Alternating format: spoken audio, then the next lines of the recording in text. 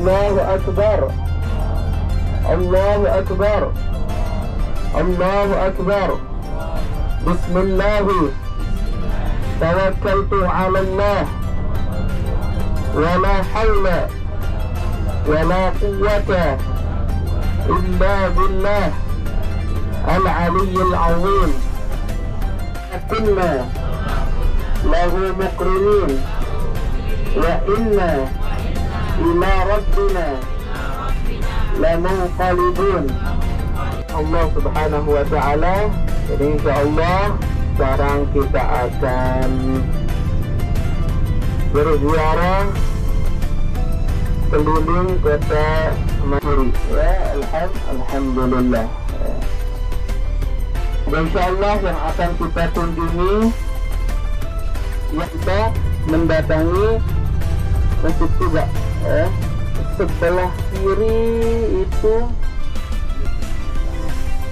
Nah, ntar kita lanjut ya.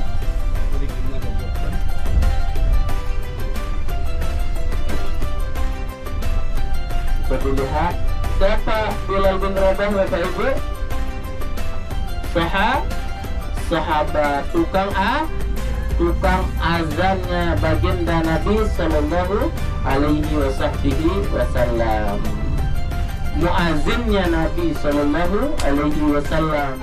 Kaum Ansor maupun kaum Muhajirin. Jadi kaum Ansor ini orang asli penduduk Madinah. Kalau Muhajirin orang-orang pendatang atau yang hijrah dari kota Mekah Al-Mukarramah. Jadi kaum Muhajirin ini Bapak Ibu sekalian tidak pernah melihat Nabi. Pokoknya sempurna ya ciptaan Allah Subhanahu wa ta'ala ya. Jadi penasaran orang kaum Ansor ya. Di perjalanan yang menemani Rasul Sallallahu Alaihi Wasallam Sayyidina Abu Bakar As-Siddiq dengan mengendarai unta.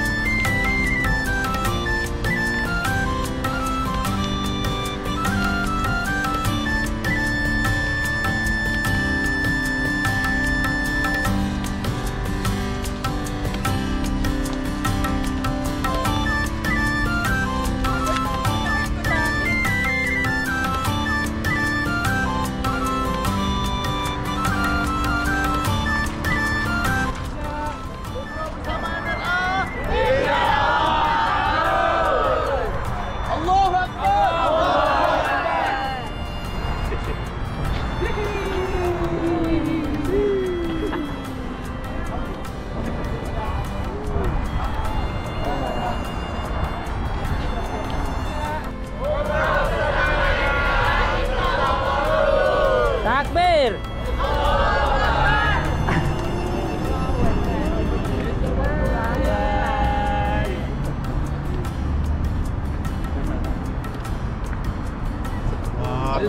Ya.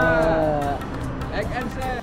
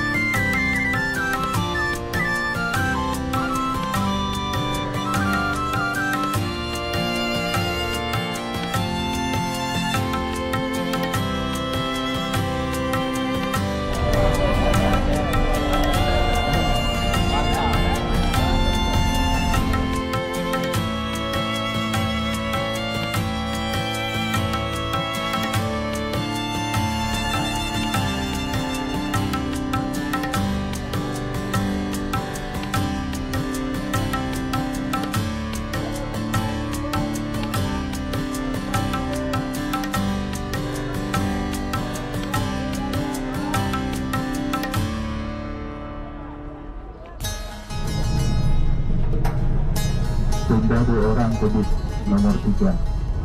Jadi tinggal 41. Sebelum korbannya seperti di sebelah Bapak Ibu. Ini Masjid Jumat, tempat Rasulullah SAW sholat Jumat. Nah ini ya sebelah kiri, setiap hari sholat fardu,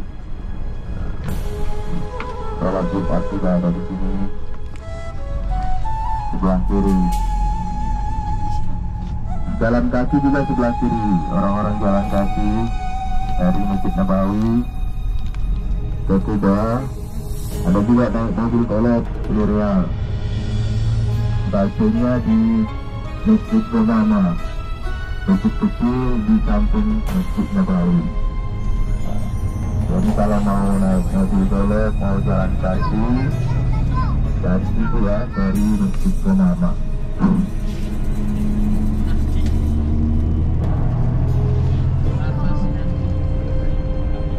Ini kita menuju destinasi yang kedua, Kebun Korma. Tempatnya dekat ya dari sini, kira-kira 2 kilo. Jadi nanti di sana tokonya ada banyak macam-macam korma. Apalagi mau bulan puasa, beli korma sebagai bukaan. Karena itu adalah yang sunnah ya, buka pakai korma. Nabi juga bukanya pakai korma. Jadi korma yang paling banyak dijual di sini ajwa. Toko-toko juga menjual banyak macam ajwa. Paling utama ya ajwa. Negeri-negeri Arab semua punya pohon korma Bapak Ibu ya. Jadi yang paling utama ciri khas Madinah korma. Ada korma ambar, ada korma syafi'i, ada korma lubana, ada korma yang basah-basah itu namanya korma sukari. Ada yang kering, ada yang basah. Yang basah ini yang banyak dijual di Indonesia. Jadi kita ke kebun korma, ada tokonya juga. Ya. Bahasa Arab itu nama bahasa Arabnya pistak ya, atau pistuk. Nah, itu kacang Arab tuh banyak di Persia, banyak di Iran, di Irak.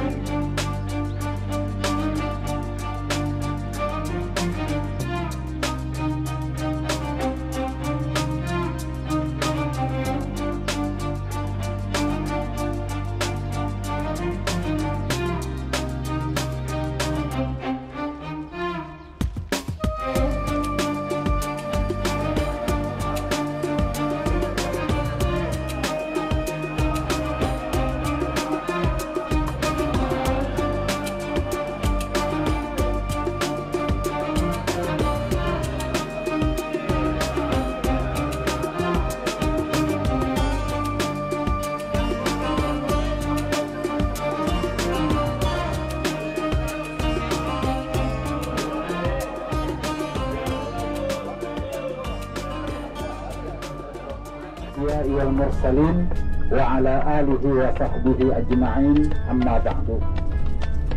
Bersyukur kita kepada Allah Subhanahu wa Ta'ala, berselawat dan salam kita kepada junjungan kita Nabi besar Muhammad sallallahu alaihi wasallam dengan mengucapkan Allahumma salli ala Sayyidina Muhammad wa ala ali Sayyidina Muhammad. Mudah-mudahan selawat dan salam kita ini menjadi bagian dari bukti cinta kita kepada baginda Rasulullah sallallahu alaihi wasallam. Jadi kita sudah menyaksikan pohon kurma itu seperti apa, meskipun sebenarnya saat ini perkebunan kurma itu sudah ada di Indonesia. Di Aceh itu ada kebun kurma, Bapak Ibu. Di Jawa Timur juga ada kebun kurma. Tapi boleh jadi mungkin rasa yang membedakan, Bapak Ibu. Jadi berbeda kalau kita langsung membeli di sini, langsung melihat pokok dan pohonnya secara langsung, Bapak Ibu. Dan ini adalah bagian dari kekuasaan Allah Subhanahu wa Ta'ala. Kita di Indonesia sering melihat dan memakan namanya buah atau ubi cilembu ya, cilembu ya.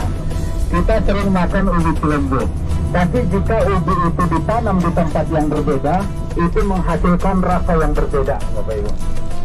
Jadi begitu juga kurang lebih kurma itu, maka meskipun jenisnya kurma yang sama, maka boleh jadi rasa akan membedakan karena berbeda antara satu dengan daerah yang lain.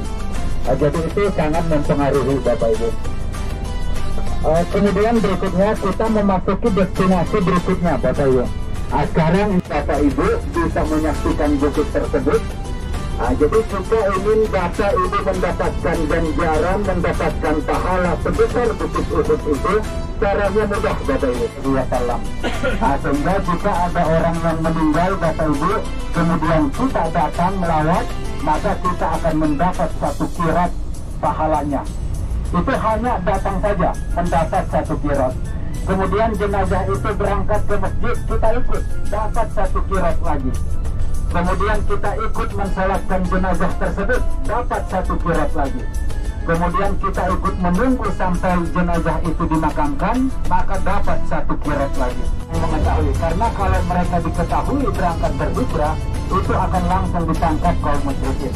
Sehingga karena berangkatnya secara diam-diam, sehingga barang-barang itu ketinggalan semuanya. Jadi tidak ada yang bisa dibawa kecuali hanya yang ada di badan mereka saja.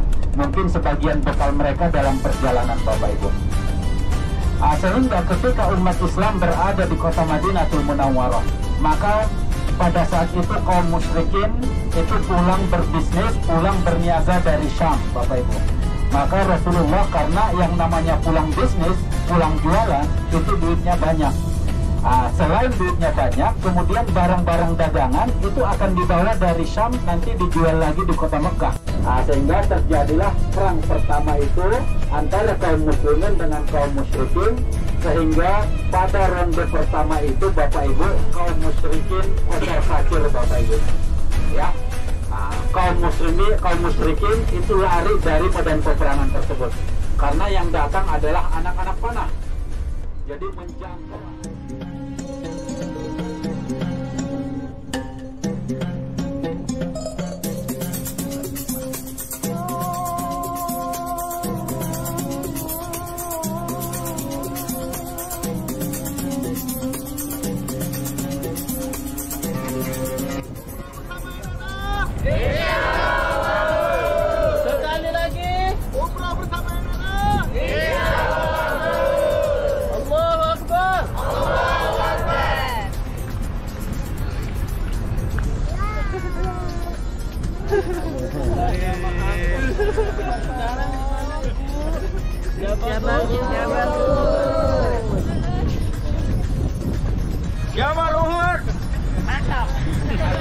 Sahabat Nabi itu dimakamkan di situ, Bapak Ibu. Karena kita sudah sampai di tempat ini, kita mengucapkan salam kepada para syuhada Uhud tersebut. Yang pertama kita ucapkan salam kepada paman Nabi Shallallahu Alaihi Wasallam yang bernama Hamzah bin Abdul Muttalib. Kemudian berikutnya kita ucapkan salam kepada Mus'ab bin Umair kemudian baru kepada para syuhada Uhud secara keseluruhan. Baik, kita mulai Islam pada saat itu ya kalah dalam peperangan itu. Sehingga Bapak Ibu, meskipun seorang nabi itu tidak ada jaminan menang dalam peperangan. Jadi ini ingin menyampaikan informasi tersebut dan juga kepada umat Islamnya. Jadi bukan menjadi sebuah jaminan bagi seorang nabi harus menang di setiap pertempuran itu, tidak Bapak Ibu. Ya apalagi kita Bapak Ibu, jadi maksudnya pelajaran yang bisa diambil dalam peperangan tersebut Bapak Ibu, dalam konteks kita umpamanya ada yang berangkat nyari kerja, melamar, tiba-tiba tidak diterima, jangan putus asa Bapak Ibu. Jadi itu menandakan bahwa begitulah siklus dalam kehidupan kita. Terkadang kita naik, terkadang kita turun, terkadang tidak tercapai semua yang kita inginkan, terkadang tercapai apa yang kita cita-citakan. Maka itu namanya siklus dalam kehidupan kita. Ya, Uhud. Baik, kita mulai Bapak Ibu. Bismillahirrahmanirrahim. Assalamualaikum. Ya ammat Nabi Sayyidina Hamzata Ibn Abdul Muttalib. Assalamu alayka ya asadallahi wa asada rasulihi sallallahu alaihi wasallam ya syaidas syuhada. Kemudian kita ucapkan juga salam kepada sahabat Nabi Mus'ab bin Umair. Assalamu alayka ya Mus'aba ibn Umair. Assalamu alayka ya Qaidal Mukhtar. Assalamu alayka ya man asbata qadamaihi bil yakin. Assalamu alaikum ya syuhada Uhud.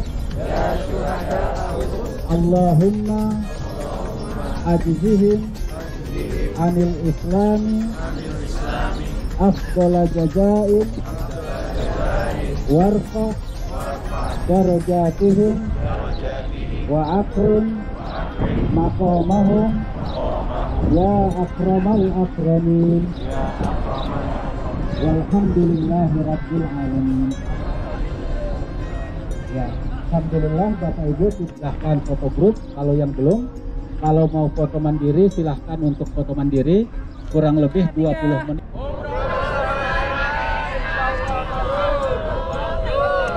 Umrah bersama daerah. Takbir. Takbir. Takbir.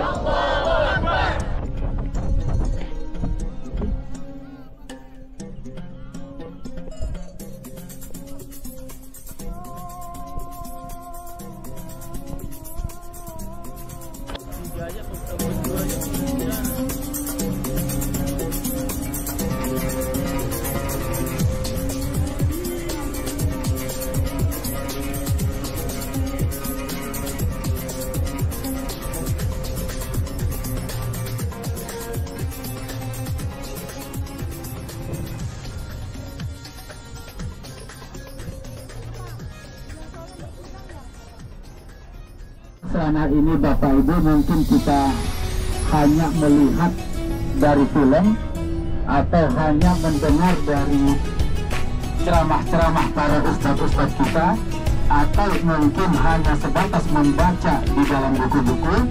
Dan alhamdulillah hari ini kita menyaksikan keyakinan keimanan kita kepada Allah Subhanahu wa Ta'ala. Jadi dari situ kita bisa melihat betapa hebatnya perjuangan baginda Rasulullah Sallallahu Alaihi Wasallam. Alhamdulillahirabbil alamin. Bapak Ibu yang dirahmati dan dimuliakan Allah Subhanahu Wa Taala, tadi dan supir itu menitipkan ada zaitun ya. Jadi bagi Bapak Ibu menggunakan kain ihram di bis itu tidak ada tempatnya Bapak Ibu. Kita menggunakan kain ihram di di mana di bibir Ali, itu nanti waktu kita tersebut perang Khandaq. Khandaq itu adalah parit besar yang digali sebagai benteng umat Islam agar kaum musyrikin tidak bisa masuk ke wilayah kota Madinah. Jadi ini yang di sebelah kiri kita Bapak Ibu, ini adalah area Khandaq Bapak Ibu. Jadi baiknya maka Rasulullah Salman Al-Farisi mengusulkan ketika perang Khandaq pada saat itu untuk membuat parit besar sehingga kaum musyrikin dengan kekuatan pasukannya yang sangat besar itu ternyata tidak mampu untuk menyeberangi daerah tersebut. Maka tidak terjadi kontak fisik yang seperti yang biasa terjadi dalam perang-perang besar Bapak Ibu. Pada akhirnya kaum musyrikin itu dianggap kalah dalam peperangan itu dan perang Khandaq itu dimenangkan oleh umat Islam.